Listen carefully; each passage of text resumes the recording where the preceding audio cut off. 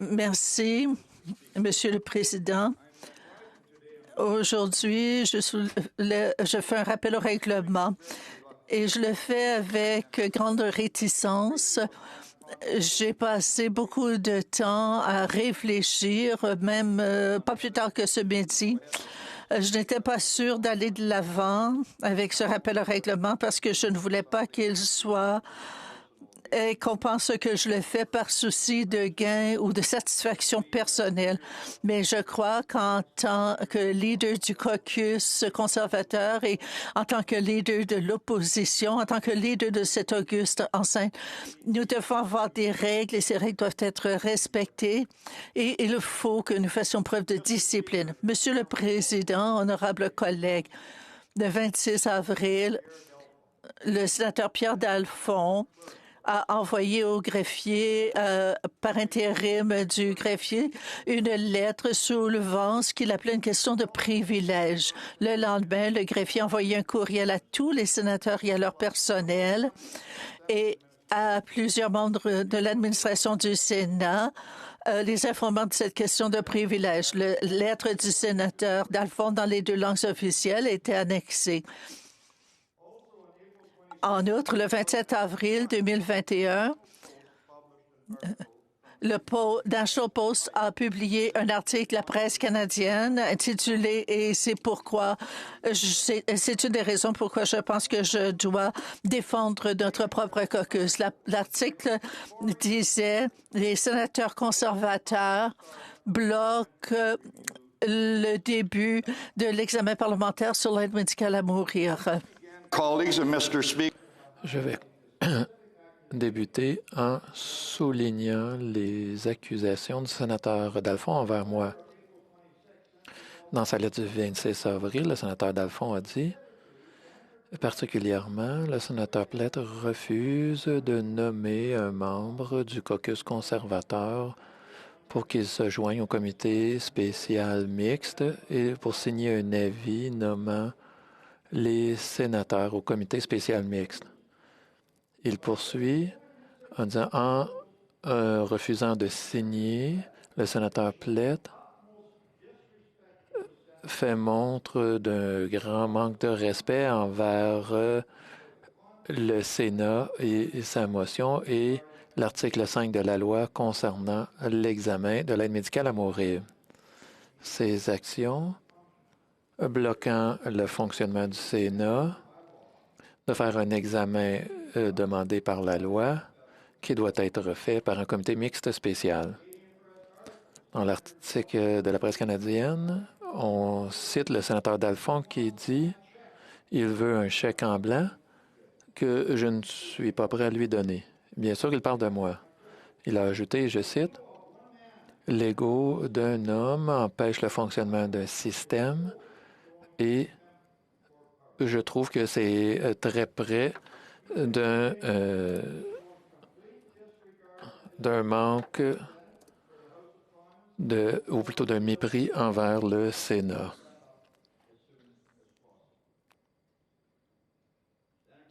Le sénateur Dalphond a conclu en disant « Il prend le Sénat et la Chambre des communes en otage. » Pour résumer, le sénateur Dalphond m'a accusé publiquement de refuser de nommer un sénateur conservateur pour être membre d'un comité mixte et refuser de signer l'avis mentionné dans la motion adoptée par le Sénat sur ce comité mixte.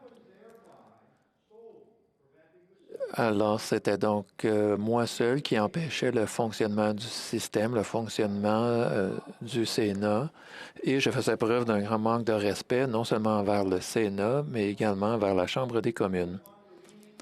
Je contrevenais à une loi canadienne et je prenais le Parlement en otage. Les gens qui ont lu la lettre, les commentaires du sénateur Dalphond pouvaient penser que le sénateur Plett tenait tous les sénateurs, les députés en otage dans une salle à quelque part et demandait une rançon. Je ne pense pas qu'un parlementaire de porter une plus grave accusation envers un collègue, sauf peut-être une accusation criminelle de trahison.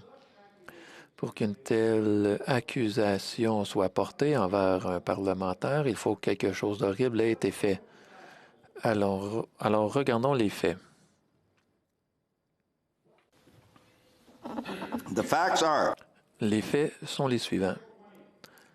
Le 20 avril, le Sénat a adopté une motion pour composer un comité unique spécial sur l'aide médicale à mourir. La motion comprenait les articles suivants, que 5 sénateurs, seraient membres du comité qui soit nommé suite à des consultations entre le leader du gouvernement au Sénat, le leader de l'opposition au Sénat et les leaders ou facilitateurs de tout autre parti ou groupe parlementaire reconnu au Sénat.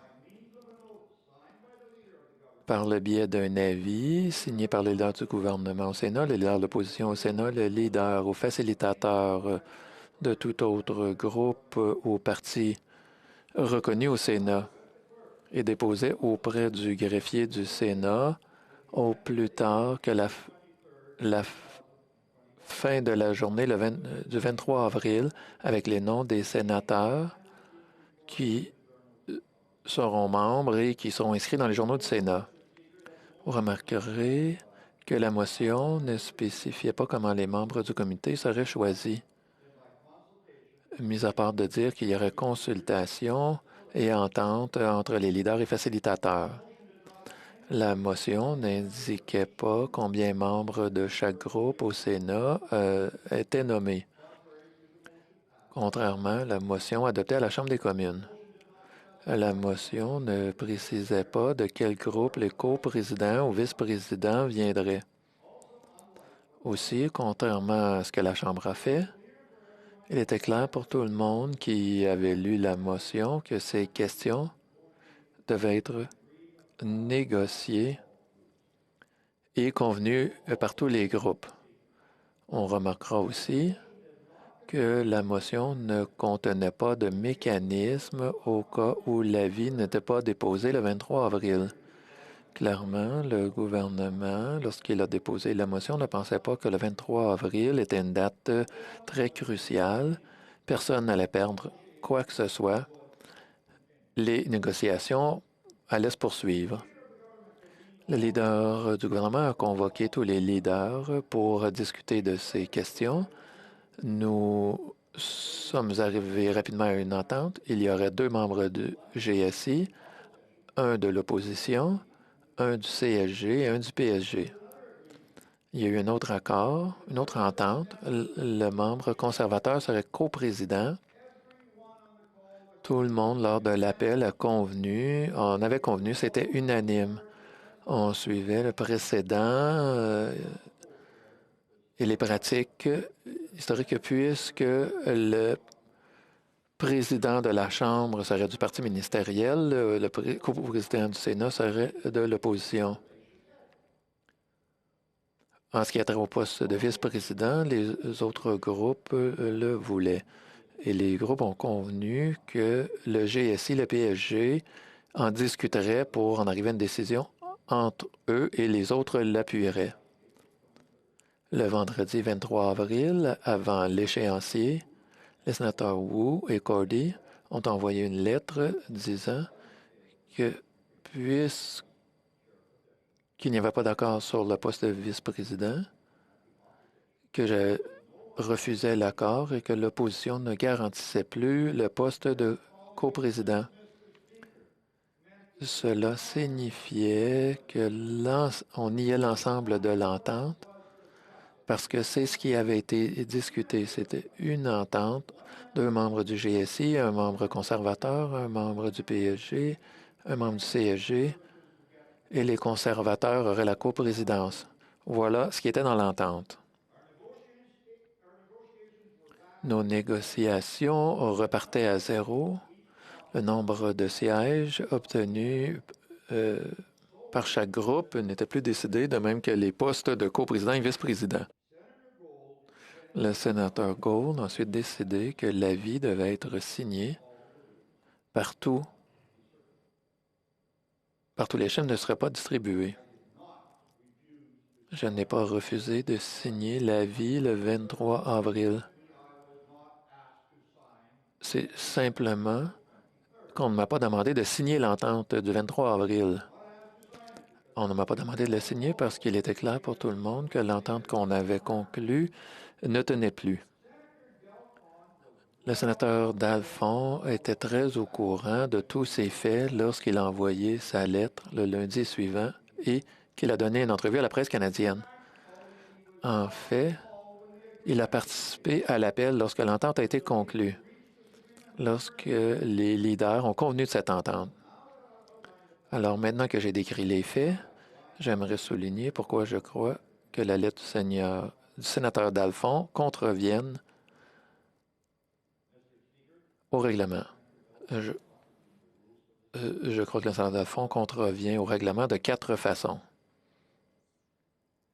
Premièrement, il a utilisé un langage non parlementaire. L'article 6.13 du règlement du Sénat indique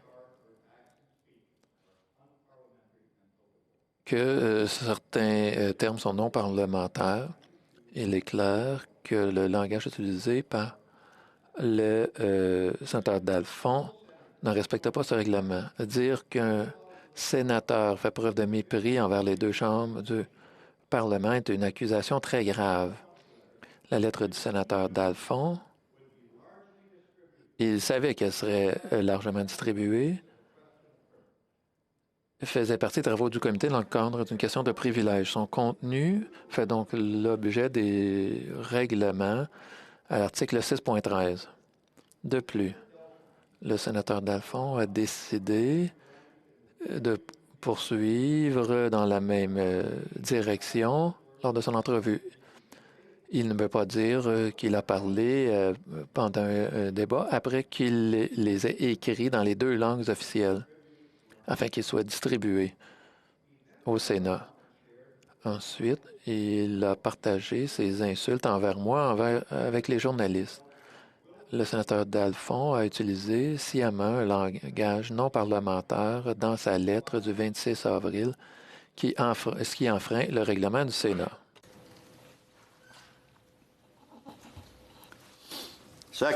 Deuxièmement, le sénateur Dalphond a dit que j'avais certaines motivations. Je vais citer une décision de 2016. Vous avez dit, je demanderai au sénateur d'éviter d'imputer certaines motivations aux sénateurs. Cela n'a pas sa place dans le débat. On débat le fond de motion et de projet de loi, pas les objectifs ou les raisons personnelles des sénateurs. Voilà précisément ce qu'a fait le sénateur Dalphond. Non seulement il a indiqué que je n'avais pas signé l'avis sur les membres, ce qui n'était pas vrai. Il m'a imputé certaines motivations. Il m'a accusé de vouloir empêcher le fonctionnement du système. Et ce qui est encore plus intolérable, c'est qu'il a fait ça sans me donner l'occasion de me défendre. Je n'ai pas pu expliquer ma position. Le sénateur Dalphond savait qu'en envoyant cette question de privilège, puis en la retirant sans aucune excuse, ses accusations demeureraient sans me donner l'occasion de rétablir les faits ou de me défendre. Il m'a imputé son motivation, ce qui va à l'encontre du règlement du Sénat, et il l'a fait en sachant très bien que je ne pourrais pas donner d'explication. Troisièmement, le sénateur Dalphond a trompé le Sénat dans sa lettre. J'ai déjà présenté les faits. Je n'ai pas refusé de signer l'avis. Cet avis n'a pas été distribué. Le sénateur le savait lorsqu'il a envoyé sa lettre et il savait que ça n'avait pas été distribué parce que 2 groupes, y compris le sien, avaient renié une entente faite 2 jours plus tôt. Je répète, le sénateur Dalphond fait partie de l'appel téléphonique lorsque tous les groupes ont convenu de la structure du comité. Il connaissait l'entente. Il savait que certains leaders n'avaient pas respecté leur parole. Ils savaient que le sénateur Gould avait décidé de ne pas distribuer l'avis. Ils savaient que je n'avais pas refusé de nommer un sénateur conservateur. Le sénateur Dalphon a sciemment décidé de présenter au Sénat, par sa question de privilège, une série de faits alternatifs qui ne reflétaient pas la réalité. Il a sciemment trompé le Sénat et ainsi il enfreint le règlement. Enfin, le sénateur Dalphon a utilisé des renseignements confidentiels, obtenus confidentiellement, et cela va à l'encontre de la responsabilité d'un sénateur d'agir de bonne foi. Comme je l'ai dit, le 20 avril, la motion du 20 avril était une invitation envers les leaders pour qu'ils négocient la composition du comité mixte. Depuis 1867, nos institutions, comme toutes les chambres parlementaires, se fondent sur la négociation pour faire avancer les projets de loi, déterminer le programme, composer les comités, etc. Je négocie de telles questions au Sénat au nom du caucus conservateur depuis un certain temps. Je prends mon rôle très au sérieux. J'essaie toujours de respecter ma parole. Après que la motion sur le comité mixte a été adoptée, j'ai négocié de bonne foi avec mes collègues. On est arrivé à un compromis, mais certains leaders ont décidé de renier cette entente. J'ai été pris au dépourvu comme le leader du gouvernement et tout d'un coup, on m'accuse de miner un processus sénatorial alors que je n'étais pas au courant de ce qui se passait. Les affaires du Sénat dépendent de négociations qui se font à huis clos, qui parfois se font de façon amicale, mais parfois non. Mais la beauté du processus, c'est que on puisse en arriver à une solution au bout du compte. La question du privilège du sénateur Dalphon crée un précédent dangereux. Premièrement, il utilise des discussions privées pour faire des attaques personnelles. Deuxièmement, il accuse à tort un sénateur de tactiques et tout cela est basé sur des renseignements inexacts.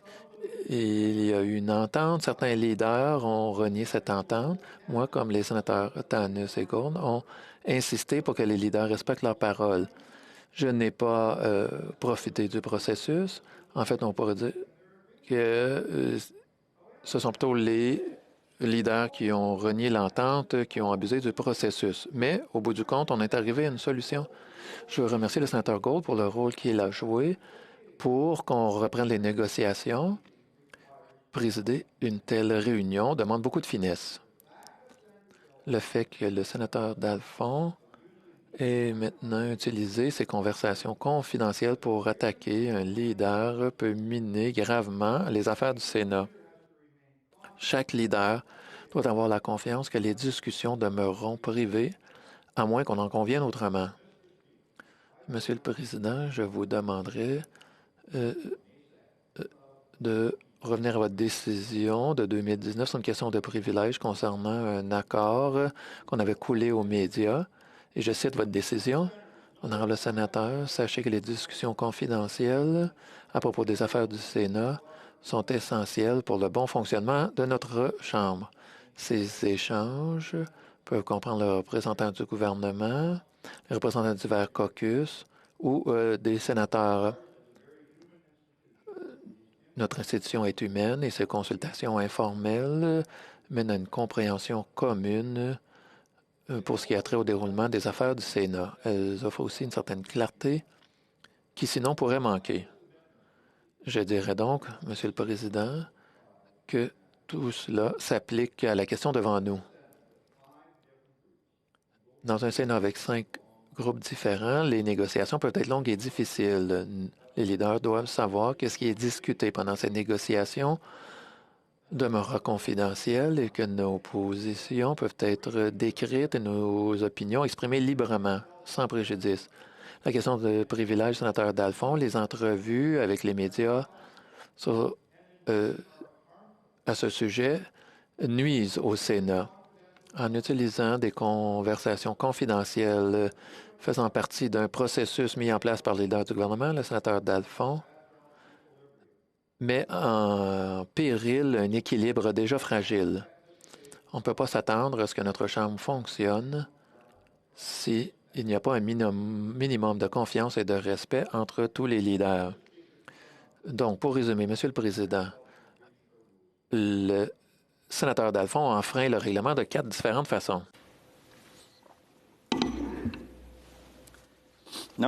Premièrement, il a utilisé un langage non respectueux envers moi. Deuxièmement, il m'a prêté des intentions. Troisièmement, il a sciemment trompé le Sénat. Et quatrièmement, il a utilisé des négociations confidentielles pour m'attaquer en public, mettant en péril le fonctionnement du Sénat. En conclusion, Monsieur le Président, j'aimerais mieux ne pas avoir à soulever cet appel au règlement. Ça ne me plaît pas d'avoir à le faire. J'aurais aimé que le sénateur Dalphond comprenne les accusations qu'il portait et qu'il les retire lorsqu'il a retiré sa question de privilège. J'espérais que le sénateur Dalphond allait prendre la parole lui-même afin de s'excuser, non pas envers moi, moi j'ai pas besoin d'excuses, mais envers le Sénat. Mais le sénateur Dalphond a décidé de ne pas le faire. Il a laissé ses accusations flotter lorsqu'il a décidé de retirer sa question de privilège. Je vais citer la lettre. Je vous écris suivant ma question de privilège soumise le 26 avril. Je comprends que le processus prévu dans la motion du sénateur Gold a été respecté. En conséquence, on n'a plus besoin de recours et je retire ma question de privilège. Il implique ici qu'à cause de ce qu'il a fait, nous avons pu faire ce qu'il fallait et ce qu'il aurait fallu faire tout le long, quand en fait on n'avait rien fait de mal. On en était arrivé à un accord. Et le retrait, ici, n'est pas indiqué. C'est pourquoi je fais ce que je fais aujourd'hui. Je demande donc, Monsieur le Président, de décider que le sénateur Dalphond n'a pas eu à briser les règles du Sénat avec sa lettre du 26 avril. Son refus de retirer cette lettre ou de s'excuser, quand il pourrait en fait retirer sa question de privilège. Il y a aussi un facteur aggravant. Dans l'article 6 du règlement du Sénat, on dit qu'un sénateur qui a utilisé des mots non parlementaires et qui n'explique pas ou ne retire pas ses propos et ne s'excuse pas sera discipliné comme le déterminera le Sénat. Monsieur le Président, si vous décidez que Monsieur le sénateur Dalphond a enfreint les règles, j'aimerais que ces mots soient retirés par écrit par le greffier, comme c'est indiqué dans le règlement du Sénat, et qu'une motion soit déposée pour le discipliner selon l'article 6. Merci.